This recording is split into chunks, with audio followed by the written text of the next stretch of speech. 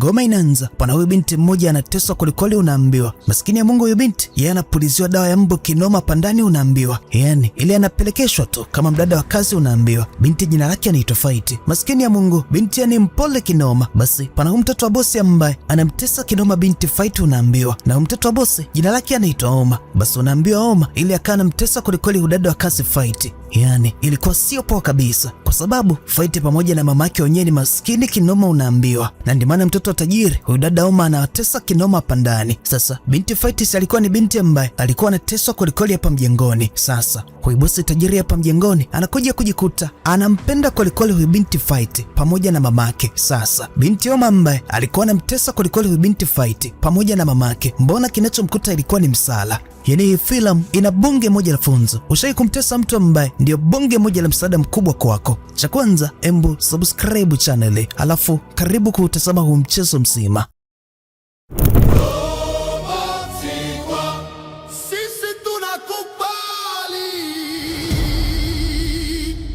My nickname, mimi naitwa Roboti na lil name, come on, you know my name. Na mimi naitwa Baraka na hii inaitwa Robotingo TV. Make sure umebinyisa button ya like, lakini pia make sure umebinyisa button ya subscribe na binyisa button ya kutauni on notification ili uwe wa kwanza kutazama recap mpya kila siku. Lakini pia dondosa comment yako hapo chini, niambie vipi, filamu ni unyama mingi sana ama filamu sio unyama mingi sana, na karibu kuitazama filamu. Sasa ngoma inafunguka ni kwenye moja kati ya mjengo wa kifahari kinoma. Hapa ndani pana mdada wa kazi jina lake anaitwa Fight. Binti Fight yani mpole kinoma, ile akana anda zake chakula ale. Mara ghafla kuna huyu binti wa tajiri anakuja. Huyu binti jina lake anaitwa Oma. Basi Oma akana kamata dawa ya kupulizia mbu na mbiwa, halafu anakuja anapuliza kinoma kwenye chakula cha huyu binti Fight. Ile dada wa kazi Fight akana shangato, ile anamuuliza Oma kwa nini anamfanyia hivi, lakini huyu binti Oma mtoto wa tajiri unaambiwa binti ana nyodo kinoma, ile akana mtukana tu binti Fight, unaambiwa anamwambia we binti Fight pamoja na mamako nyinyi makaaba tu, mnajiusa kwa babangu hapa ndani, mnajitia kama mnafanya kazi za ndani, lakini mamako pamoja na we binti mnajiusa tu kwa babangu, nyinyi makaaba. Wanaambia dada kazi binti Fight ili akana kasirika kinoma, yani hataki kabisa unyonge.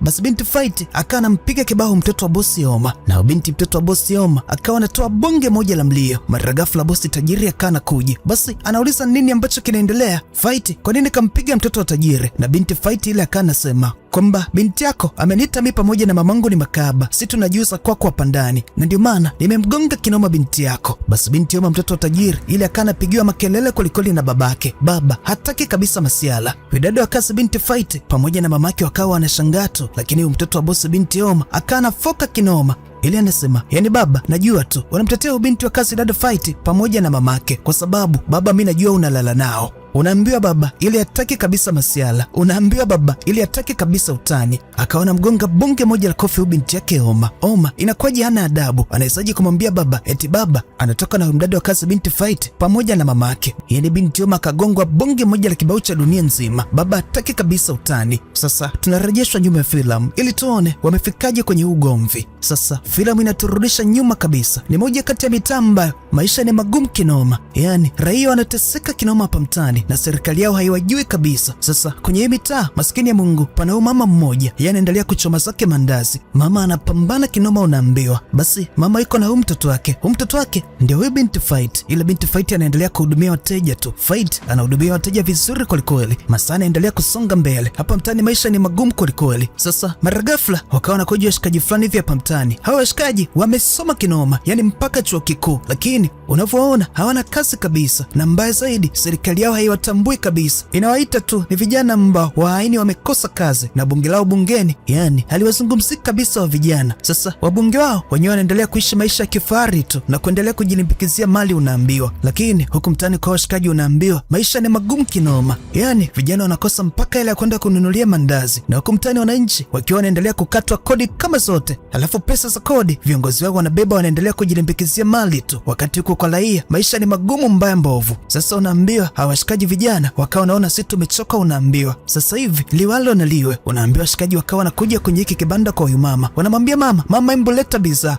manake si tuelewe, si tushapagawa, serikali yetu haitutambui kabisa, wanasema si ni vijana wa aini, mama leta vitu. Basi pana binti, mtoto wa mama, binti Fight, yeye hawajui kabisa wa vijana, akawa anakuja kwa vijana na ile anakuja kuambia, nyinyi mnafikiri mnafanya nini? Embu ziache mali za mamangu hapa dukani. Basi vijana wakawa wakali kinoma, na ile mama akana mkanya tu binti yake kwamba binti yangu wewe waache toa vijana, manake hapo walipo ni vijana ambao wamesoma kinoma, lakini kazi hawana, wamebakia tu kwa masela mtaani. Kwa hiyo binti yangu Fight, embo waache kabisa, wasije wakakupiga binti yangu, embo achana nao. Na ile mama akanaambia vijana wabebe chochote kile ambacho wanataka, lakini wasije wakamdhuru mama. Basi washikaji vijana ile wakawa na komba tu, na baadaye wakawa wanasepa zao.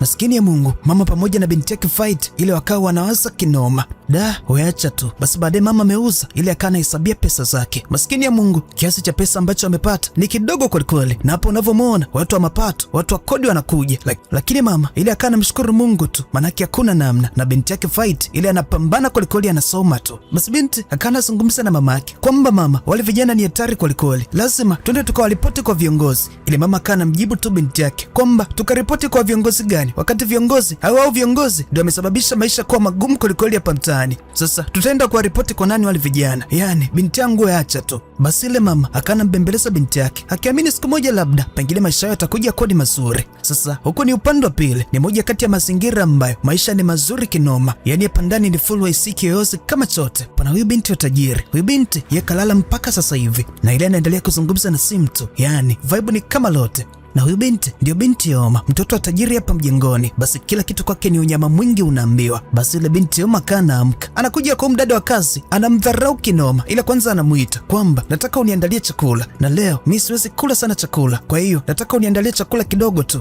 lakini nikwambie wewe dada wa kazi, hapo ulipo unanuka kama mbuzi, kwa hiyo sitaki ugusa chakula changu kabla hujaenda kuoga. Embu nenda huko kaoge, halafu baada ya kuoga ndio uje uniandalie chakula.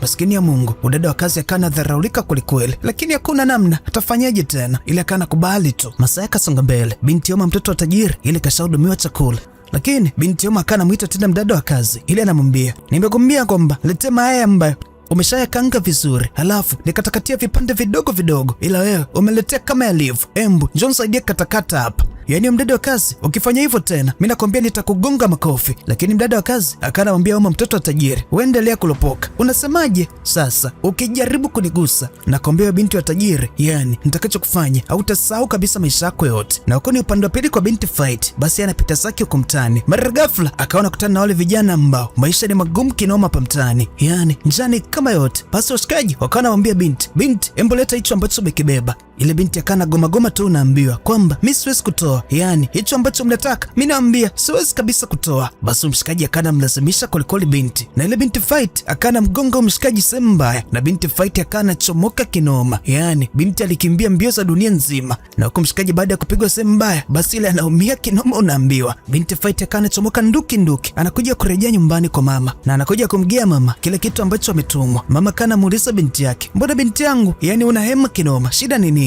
Fight akana msimulia mama kwamba moja kati ya kijana ambaye alikuwa anahitaji kuninyang'anya kile ambacho mama alikuwa amenituma dukani, nimemgonga sehemu mbaya, na baada ya kumgonga basi nikana kimbia na rudi nyumbani. Na ile binti akana muuliza mama, baba yangu yuko wapi? Maana nimesikia kwamba mama ulikuwa unatoka na kaka pamoja na mdogo mtu, na ndio maana baada ya kunizaa mimi wakakutelekeza kabisa. Embo niambie ukweli mama. Na ile mama kana eleza ukweli kwamba baba yako alikuwa ananipenda kweli, nilikuwa naye kwenye mahusiano, lakini kwa bahati mbaya nilivyokuwa na mimba yako basi akapoteza maisha. Mdogo wake na babako akaana kuja ananihudumia vizuri kweli, na watu ndio wakatengeneza maneno mtaani kwamba mimi eti natoka na aliyekuwa mdogo wake na baba yako. Kumbe hata sio kweli kabisa, mdogo wake na baba yako yeye alikuwa ananihudumia vizuri tu kama vile shemeji yake. Kwa hiyo kinachozungumzwa huko mtaani ni uongo binti yangu. Basi ile binti Fight akana muelewa mama, na ile akawa wanakumbatiana wanafarijiana tu. Sasa huko ni upande wa pili kwa binti Yoma mtoto wa tajiri. Baba tajiri akana kuja kurejea mjengoni, yani baba anampenda kweli binti yake Yoma, unaambiwa. Na baba ile ana pesa mpaka anatamani kujiteka, yani baba ile ana pesa mingi sana, unaambiwa.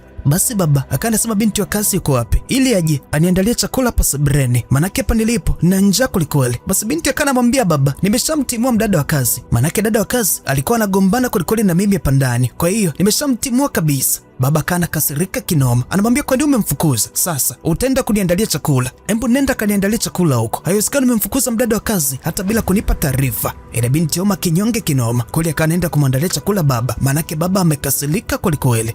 Ikani siku ambayo inafuata baba anaondoka zake hapa mjengoni. Mara ghafla anavyopita kumtani kuna huyu mama, ni mama yake na Fight. Mama anavuka barabara huko akiwa anazungumza na mtoto wake, yani hata hazingatii kabisa barabara. Manake mama maisha ni magumu na hapa alipo kashavurugwa na utawala. Sasa mara ghafla unaambia mama kana gongwa tu na gari. Da, ilikuwa sio poa. Kumbe gari ya kifari ambayo imemgonga huyu mama ni gari ya baba yake Naoma. Ni huyu mzee tajiri, mzee Alfred. Basi ile akana shuka kwenye gari na ile mzee akanaona hapana, ngoja nimsaidie huyu mama. Basi kweli mzee akana mkamata mama na anakuja kumkimbiza mpaka hospitali. Huyu mzee tajiri Alfred akana mshughulikia vizuri kwelikweli huyu mama, na anakuja kumwambia daktari hakikisha kwamba anamhudumia vizuri kwelikweli huyu mama. Kweli ikani siku kadhaa baadaye mama yake na huyu binti sasa hivi anaendelea vizuri tu hapa hospitali. Basi daktari akana mruhusu mama aondoke, lakini anakuja kumwambia kwamba mama atakiwa kufanya kazi ngumu kabisa, lakini mama akana sema hapana, manake hapa alipo ana binti yake lazima amsomeshe na majukumu yote nyumbani anayefanya mama peke yake. Kwa hiyo mama lazima afanye kazi unaambiwa. Lakini huyu bilionea tajiri Alfred akanasema hapana, mama atakiwa kufanya kazi ngumu. Basi mama atabebwa na tajiri, atapelekwa mjengoni kwa tajiri mpaka pale ambapo mama atakapokaa sawa. Basi kweli mama kanaingia kwenye gari ya huyu tajiri na ile anakuja kuletwa mpaka hapa mjengoni, mama akiwa na mtoto wake Fight. Ile wakawa anashangaa kinoma, manake mshikaji tajiri anaishi kwenye mjengo wa kifari ile mbaya mbovu. Da, yani ilikuwa sio poa.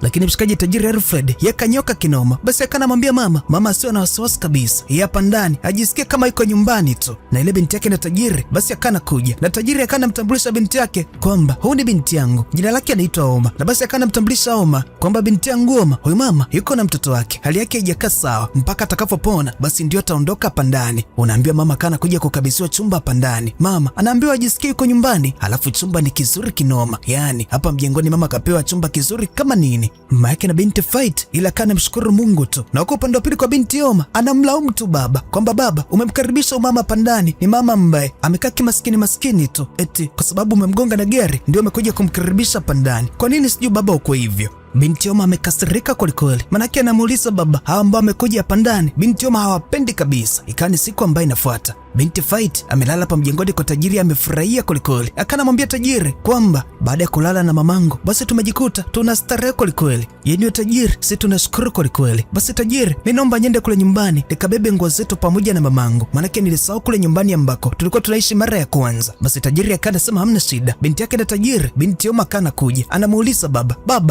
binti ni nani na kwa nini anakaa hapa mjengoni? Mimi sijapenda kabisa. Lakini baba tajiri Alfred akanasema nahitaji kuelekea kwa hawa kina binti ili nikamsaidia binti ya bebe nguo na aje nazo hapa mjengoni. Kwa masaa kasonga mbele, binti Fight akana kuja kuletwa na huyu tajiri. Haya mazingira ambayo Fight aje kubeba nguo za kwake pamoja na za mamake ili wahamia kabisa pale mjengoni kwa tajiri. Sasa binti Fight anapobeba nguo, kuna huyu mshikaji ambaye siku zile binti alimpiga kinoma kule mtaani kwa sababu mshikaji alikuwa anahitaji kumnyang'anya kitu binti Fight. Sasa huyu mshikaji leo amekuja na genge kama lot, anakuja kumwambia binti Fight, ile siku ulijitia mjanja ukanipiga sehemu mbaya. Sasa leo nakwambia umeyakanyaga, nimekuja na genge kama lot. Binti leo utatueleza. Binti anataka kuondoka, hao washikaji wanamsingua kinoma, wanamuuliza kwa nini binti Fight ile siku alimpiga moja kati ya muhuni anasema leo binti umeyakanyaga. Vijana wanamsingua kwa kweli binti. Kwa bahati nzuri tajiri Alfred ile akana kuja na anakuja kuambia washikaji wauni huyu binti ni binti yake. Alfred atawapa pesa wa vijana wamwachie binti. Basi unaambiwa tajiri Alfred akanawaambia kwamba mimi nitawapa $100, hebu mwacheni huyu binti. Kweli basi, yani mzee Alfred yako peshe kabisa, anatembea na keshi kama zote. Basi akana wagea vijana hizi pesa na vijana wakawa wanajikuta wanafurahia kwelikweli.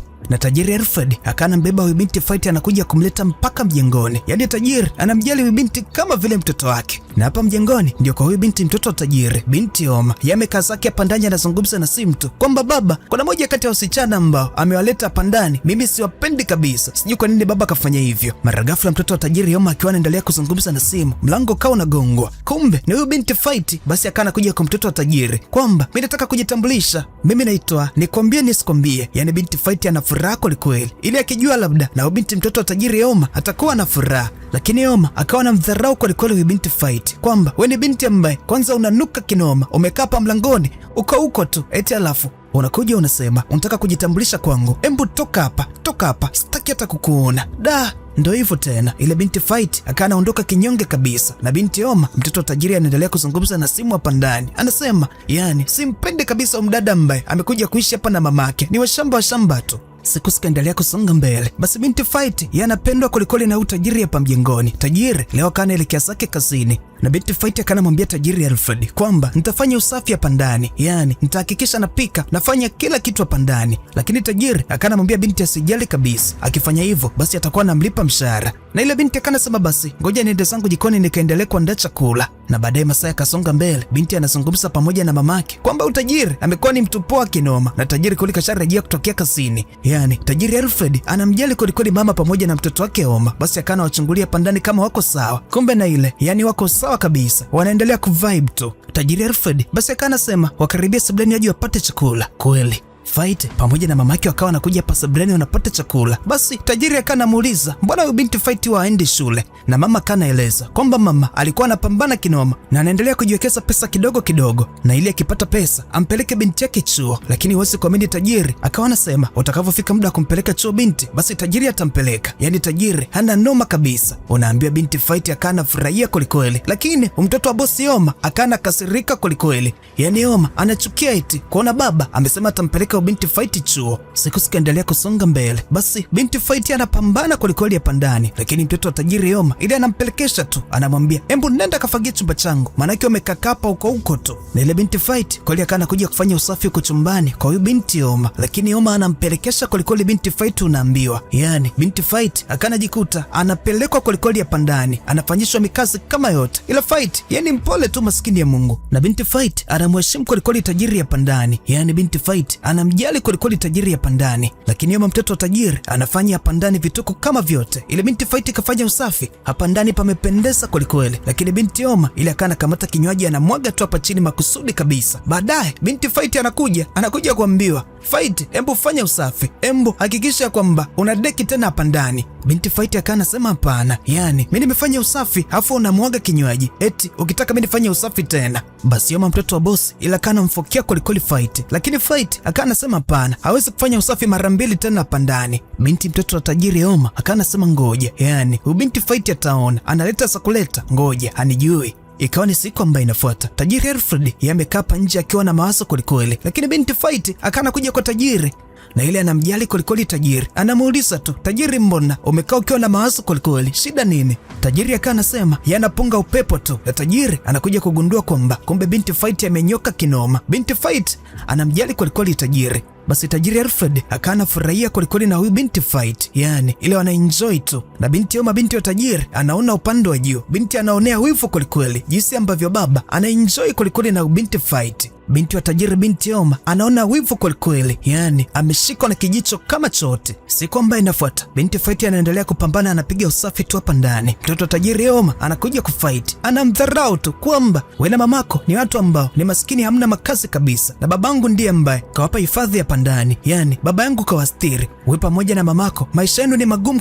kweli, yani ninyi hata mueleweki. Lakini maskini ya Mungu binti Fight yani mpole tu, hata hataki mambo mengi. Siku zikaendelea kusonga mbele, na ile binti Oma akana kuja kwa baba, anambembeleza tu babake kwamba baba, mimi nimechoka kukaa hapa ndani, baba mimi nahitaji pesa. Lakini baba basi akana anamwambia atampa pesa binti yake, kwa sasa hivi binti atulie. Binti anadeka kinoma kwa baba, anamwambia tu baba, mimi nahitaji pesa. Lakini yuko ndani upande wa pili kwa binti Fight, baada ya kupiga kazi ile binti anasoma, na ile binti anajituma kweli. Binti Fight anasoma, anaforce mpaka utamtaka, na ile anaendelea kumfundisha kusoma na mamake, yani hapa ndani wanaendelea kuburudika tu, furani kama yote. Na hapa sabrani basi niko tajiri Alfred Alfred, yeye kuna mikataba ya kampuni ambayo alikuwa anaipitia. Binti Fight akana kuja hapa sebreni. Basi tajiri akanaeleza kwamba kuna mikataba ya kampuni huyu tajiri Alfred anaipitia. Basi binti Fight akanasema ngoja, mimi naweza kukusaidia kuipitia hii mikataba. Basi kweli binti Fight ni binti ambaye ana uwezo mkubwa kinoma wa kusoma, na ile akana msaidia tajiri kuchambua hii mikataba. Yaani wanajikuta wanafurahia kwelikweli hapa ndani unaambiwa. Na huko upande nje ndio kwa bibi Oma. Oma akana kuja anazungumza na ule rafiki yake kwamba baba amemleta moja kati ya mama ambaye eti alimgonga na gari, na huyu mama eti kwa sababu ana msaada yeye amehamia kuishi hapa ndani akiwa na binti yake. Sasa mimi nataka nimkomoe huyu binti yake, nikwambie rafiki yangu, nataka tukamate dawa ya kupulizia mbu, alafu tuende kwa ule binti ndani tumpulizie kinoma, yaani mpaka huyu binti Fight yakome. Haiwezekani, yeye pamoja na mamake wanakatwa hapa ndani kwa mamangu. Rafiki yangu, hebu tuende tukafanye hivyo. Kwa ile binti Oma akiwa na rafiki yake wakawa wanapanga njama, wanakuja kwa binti Fight. Maskini ya Mungu, wakawa wanampulizia kinoma dawa ya mbu. Yaani ile binti Fight anakataa tu, mimi hata sitaki, kwa nini mnanifanyia hivi? Lakini Oma akiwa na rafiki yake wakawa wanamtesa kweli kweli. Na siku ambayo inafuata, basi kama kawaida ya Oma anakuja kwa Fight, anampulizia tu dawa ya mbu, na ile anamtukana kinoma Fight kwamba Fight, we pamoja na mamako nyinyi maskini tu, na hapa ndani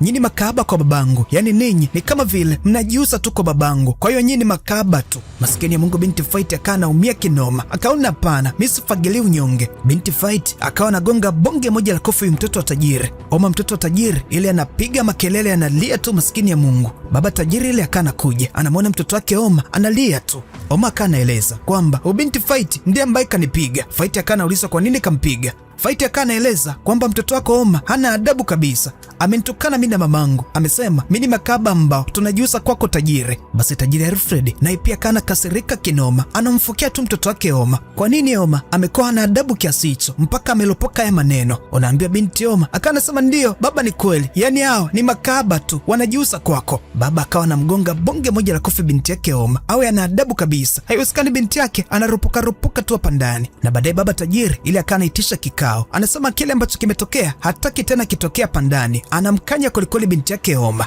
Basi binti Oma akawa anasema ndio kweli baba, nishakuelewa, kile ambacho kimetokea hakitatokea tena hapa ndani, nishakuelewa baba. Basi na ile baba tajiri Alfred akawa anawaambia kwamba atasafiri hapa ndani kwa muda kadhaa, manake baba anaenda kufanya biashara zake, kwa hiyo hapa ndani wasije wakagombana tena, yaani hapa ndani iwe ni amani, manake siku ya kesho baba tajiri Alfred yataondoka hapa mjengoni, kwa hiyo hapa ndani wabakia waishi vizuri kwelikweli. Lakini kumbe binti Oma yaani kama anakubali kishingo upande. Masaa yakaendelea kusonga mbele, ikani siku ambayo inafuata. Basi binti Oma ametoka zake gym. Fight yeye ananoma kabisa. Basi akana muongelesha Oma kwamba Oma, naona umetoka gym, lakini Oma akana mdharau kwelikweli Fight, na ile hata amjibu kabisa. Mtoto tajiri Oma ile anavimba kinoma, anaingia zake chumbani analala tu, lakini binti Fight yeye ananoma kabisa, akana ingia zake hapa chumbani anapiga tu story pamoja na mama, wanaendelea kufarijiana. Majira ya usiku mzito, mara ghafla hapa ndani umeme ukao unakatika, unaambiwa hapa ndani yani kimekuwa ni kisa totoro, na binti Oma huko ndani anaogopa kinoma. Binti Oma yani ile anakuja kujikuta anatetemeka kinoma hapa ndani, hana hata mtu akumfariji kabisa,